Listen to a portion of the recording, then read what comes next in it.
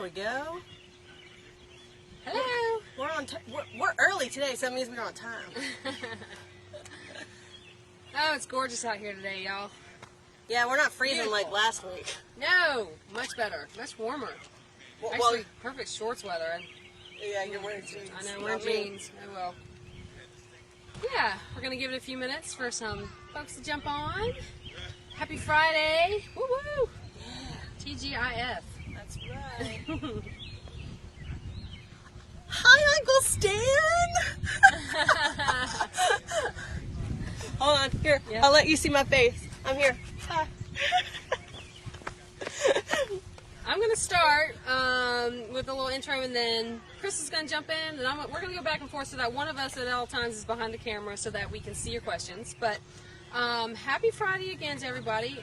We are here at Henry Park in the city of Marietta, which is at the corner of Reynolds and Wright Street, right? Yes, yep. Reynolds Street and Wright Street. The southwest of the square. Yeah, southwest of the square, in the historic community of Louisville.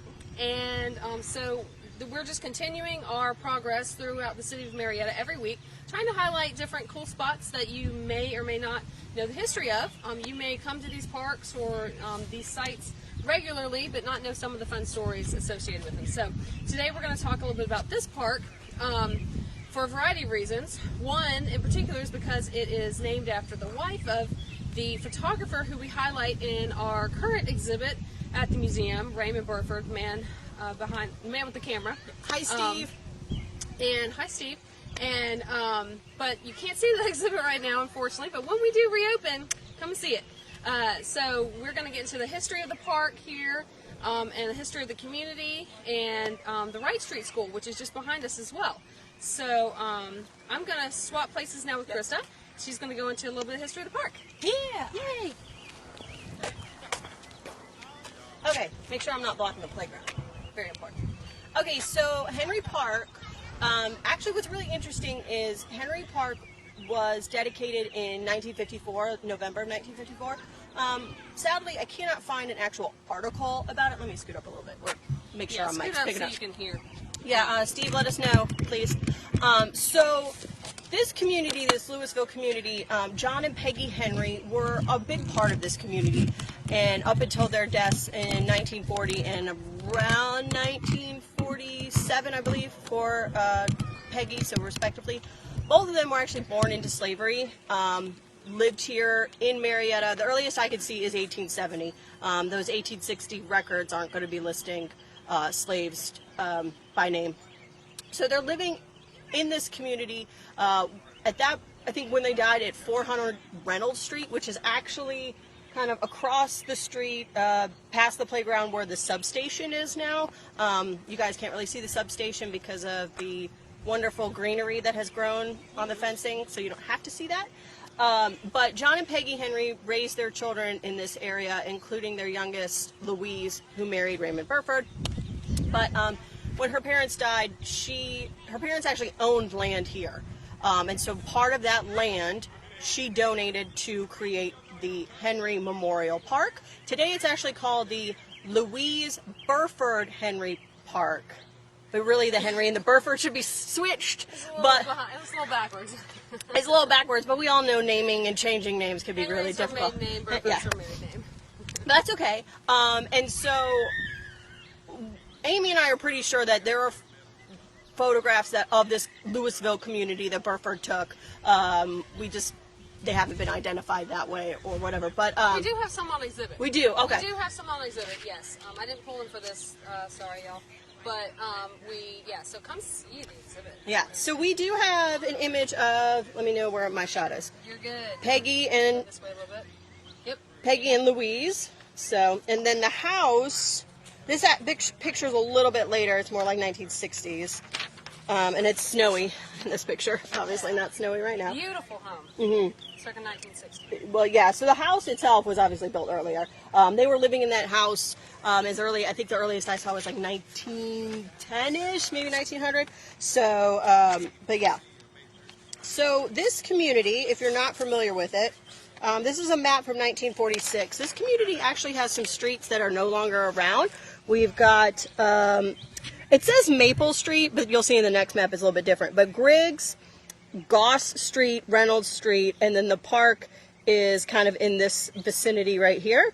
Goss Street, this Jones Avenue, they go away when the Johnny Walker homes were being built, which we'll talk about in a little bit. And then you guys can see the where the square is located too, right there. So the vicinity. This one's a little bit later. This one's 59. So you've got a little bit more going, and then Mellon Street. They called it Maple before. We all love a good map. And then this one right here is a little bit bigger. So not even Henry Drive is on here. That comes in a little bit later. What year is that from? This one is 61. So this is right as when they're going to start taking out Jones and Goss Street to build the Johnny Walker homes. Okay. So this whole community, and then I'm going to show you guys this one. So this is obviously a map, but then this is what the aerial of this area looks like in 1961. So you've got Wright Street. This is where the park is going to be in this vicinity. You've got the senior section of the Johnny Walker homes, which is actually still around. It's right behind us. We'll show you guys that in a second. And then you've got the beginnings of the Wright Street school right there. So we've got all of those, and then I want to show you one more before we kind of pan so they can see what the seniors. Here is the senior communities, and then here is the park with a ball field. There's no ball field anymore. And then the Wright Street School, and you guys just, and then these, it says here Marietta Walk, which is what's there now, but that's where the Johnny Walker homes were. Right. So if we want to, do you think you could pan that way? Yeah. So those are the senior living sections of Johnny Walker, and there is a sign for it too, right there at the corner, another corner of Wright Street. So The Johnny Walker homes are, they were built by the Marietta Housing Authority. I'll get the, we'll switch again. yeah, we're going. It's a little round robin today. Yeah. So, oh, where are we? Hey. Hey. Hey, there you go. Keep going, girl. A little bit more. There you go. Right here? Okay. So we've got a really cool book at the museum, and I don't know where you can find these now.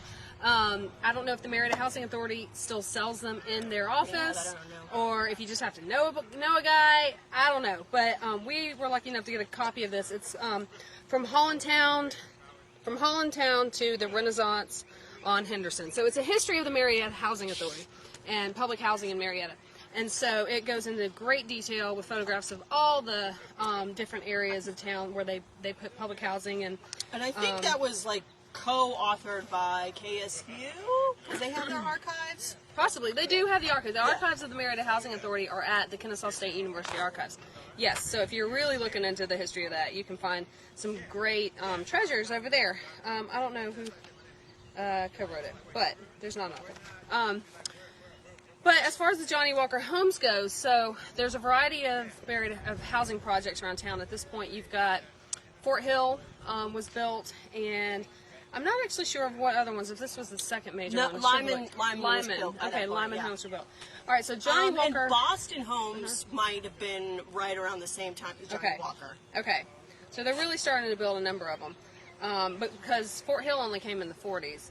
And Johnny Walker, that was the first one. Marietta Place would have been 40s as well. 40s as well. Yeah, they really only started in the 40s. Yeah. So Johnny Walker Homes was approved by the Marietta Housing Authority Board in 1957, a year earlier than Branson Homes, but it did not open until July 14th, 1963. Johnny Walker Homes, named for a former Marietta Housing Authority commissioner, was constructed by Marietta Housing Authority on Henry Drive and Wright Street. They were located in the infamous Louisville section of Marietta and were within the Marietta Housing Authority's Southwest Urban Renewal Project area. The 125 units were to house specifically African Americans who were displaced by urban renewal. So this is during segregation. Protests from the community delayed construction. I'm going to hand you this one, if you'll show that picture, please. Mm-hmm. So those, the first set, come over this way, right there. So this first set, wherever my hand is, there it is, It's right right there. here. There we go. That first set is what the houses look like when they decided to do urban renewal, and so they wanted to change it to something that didn't look as slum-like, as they said. So, of course, what they built, I don't think ends up looking like this page right here. Right here. Yeah, I think it ends up looking like the brick homes that they Oh, built for okay. the seniors. Those are just samples. But but the idea These was... were in Huntsville, Alabama. Yeah. Okay. So... Yeah.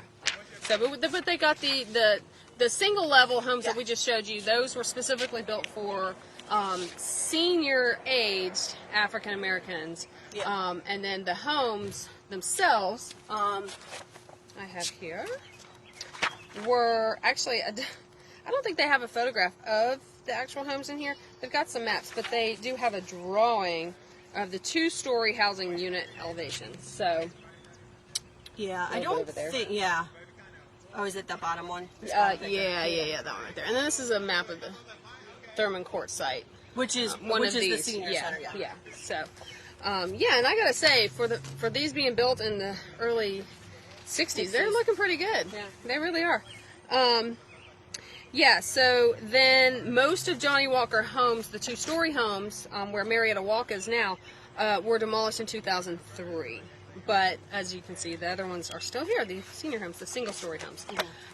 So Louisville, we can go into great detail about the history of this area. We've actually done some programming talking about Marietta Housing Authority and housing projects in the city.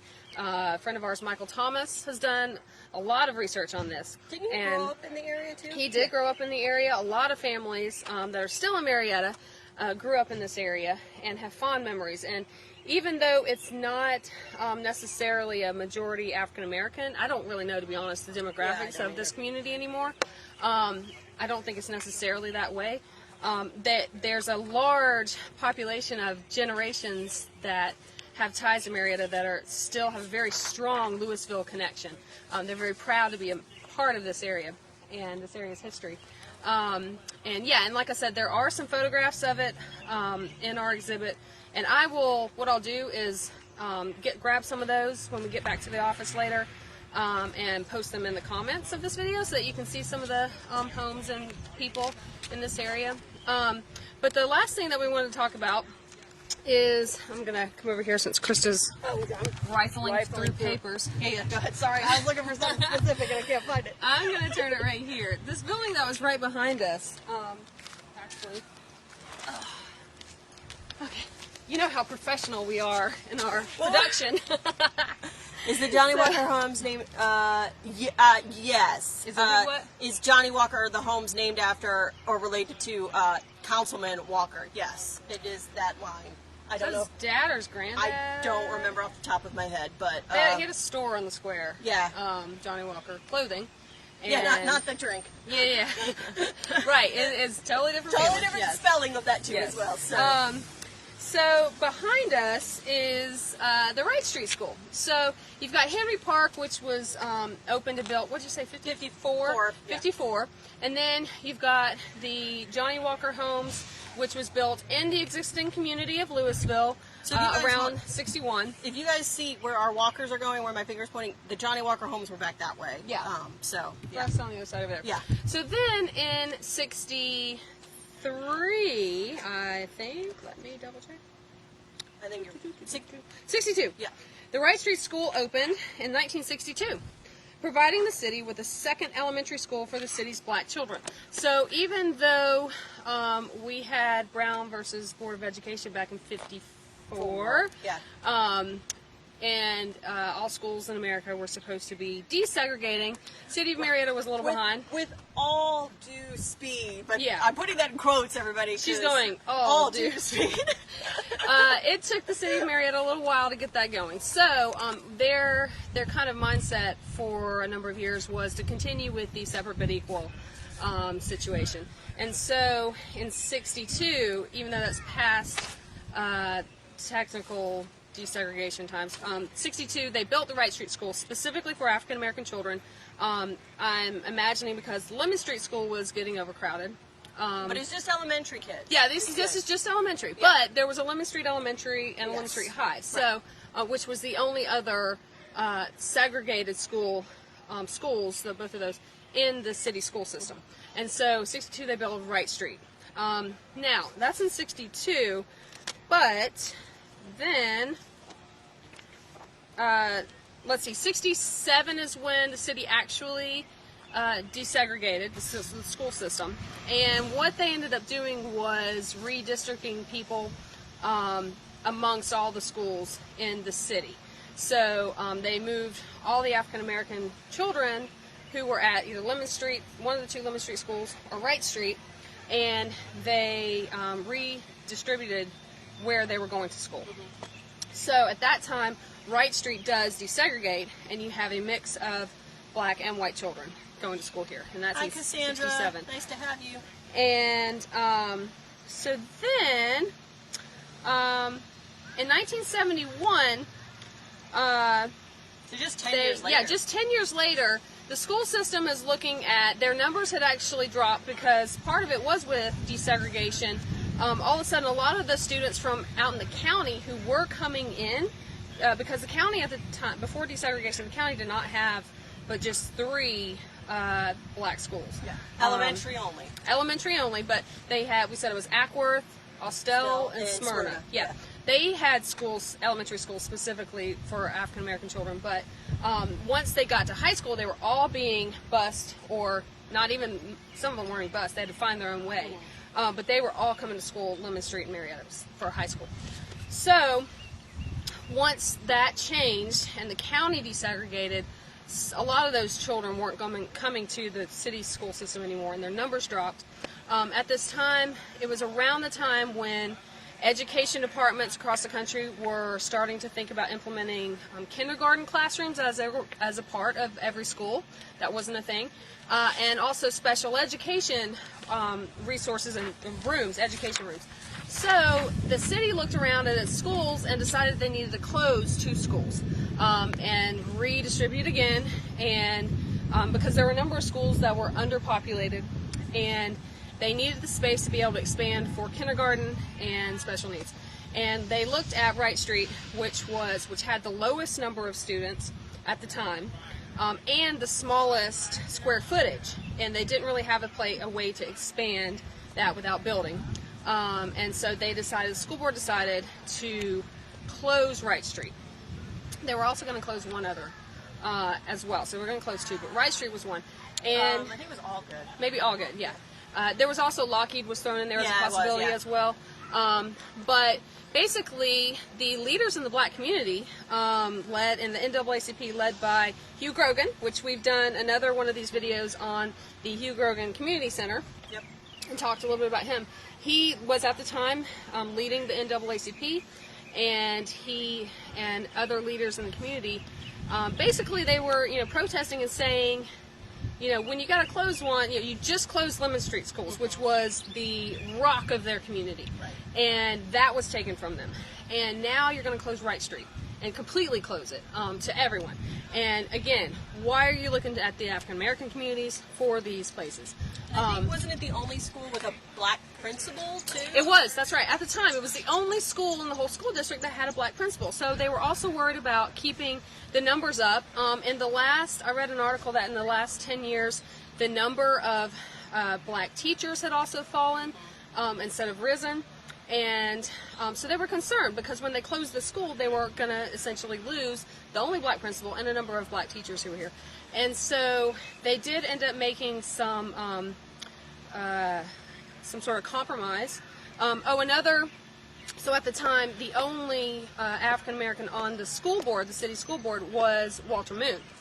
And so he was on there advocating for the community as well, but he also was kind of, riding both sides because he could see the needs of the school board as well as the needs of the community. So he was trying to help both. But I ended up coming to a compromise, and let's see if I got it here.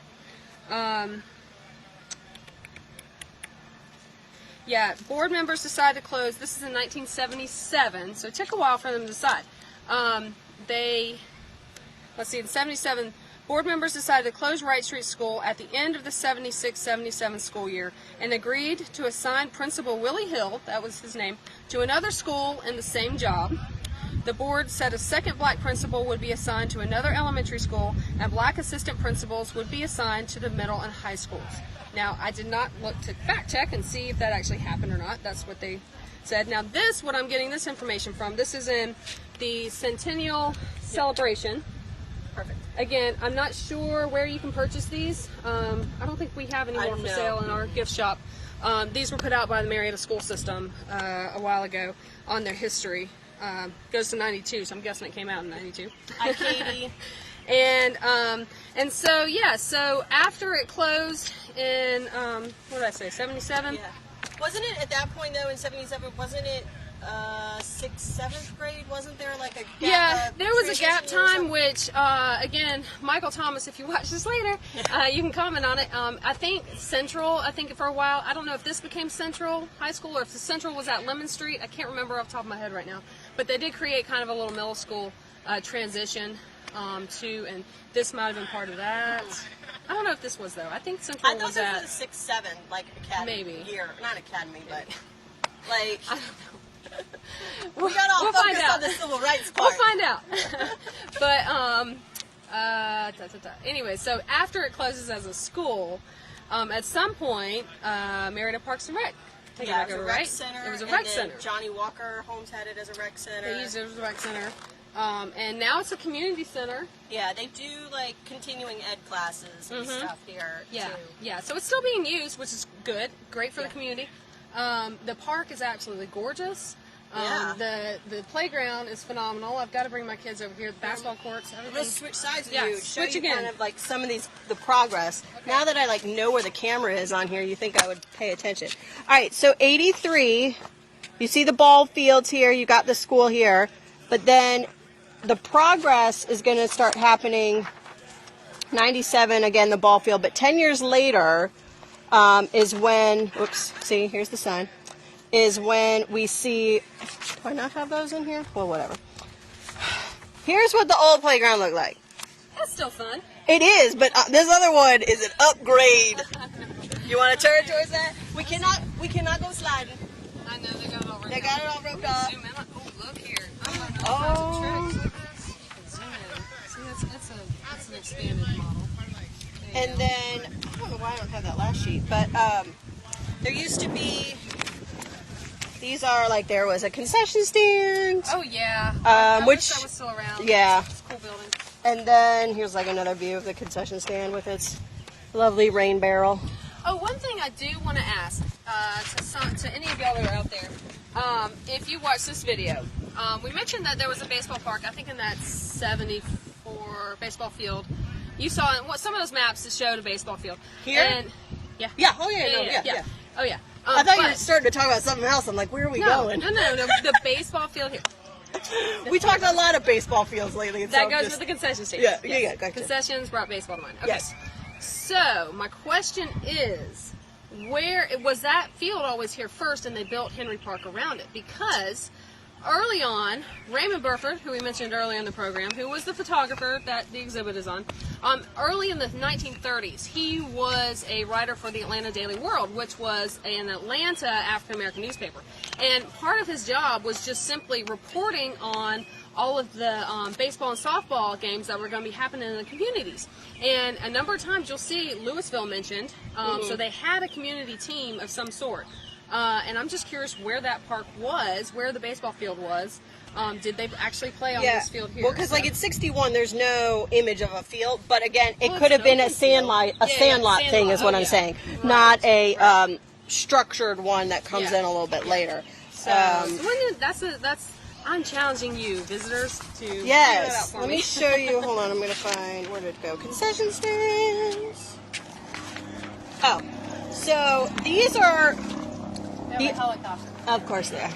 So these were the other basketball courts, and then the substation, which is on Reynolds, which is where the house would have been that they lived in, and Burford did all of his photography in, or development of his photography. But now they have half courts. We're actually standing on one of the half courts right now. So Jack Shields says, in the early 90s, Marietta Police Department Department officers Mike Goins, Cliff Kelker, and myself went to that basketball court and challenged Walker Home kids to 3-on-3 basketball. This was a community policing program by Marietta Police Department. By the way, we won most of the games. Okay. Well, you were playing children. And you're taller. Okay. Like, I wouldn't be humble bragging. so I couldn't find my stuff because I put it in chronological order instead of, other things. So 2007, the ball field's the school, but then you see, and here's where the Johnny Walker homes were. So that's all torn out. And if you go to 2009, it's what it looks like kind of today. This walking track, the half courts, we're standing here, the playground, and then there's like a little pavilion in another corner. And then, of course, today, again, that's what it looks like. So there's a nice field. There's a lot of people out here enjoying the weather, socially distant, of course. And then, I don't know, I think one day we're going to have to come back and go play on the playground. Yes, we will. I played on Elizabeth Porter's playground. Might as well try them all. Yes, let's do that. I think that sounds like a great idea. All right. Well, before I forget, we gotta remember,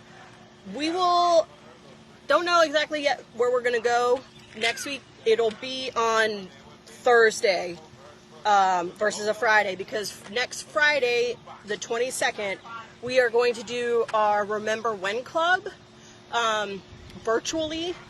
It's going to be a slideshow on the renovation of Glover Park in the 1980s. We will have a special guest with us, so you'll have to check out and see who that is. And then also, if you guys didn't check out our quick video last week about us, or not last week, holy cow, yesterday, it was yesterday, about collecting COVID-19 history, please go and look at it, and I've got the information up there. And we have already had submissions. Last but not least, we have 18 subscribers on YouTube. Whoa. I really want 20. We're rolling up there. I know. Big time. I want 20. 2 more people. Because all these videos that we're doing, we are uploading them onto YouTube as well. And then hopefully we'll get more of our archived ones on there as well. But we're having a little bit of a tech thing. But we will see you guys next week. Enjoy the weekend. Have a great weekend. Enjoy this weather. Yep. See you guys. Bye.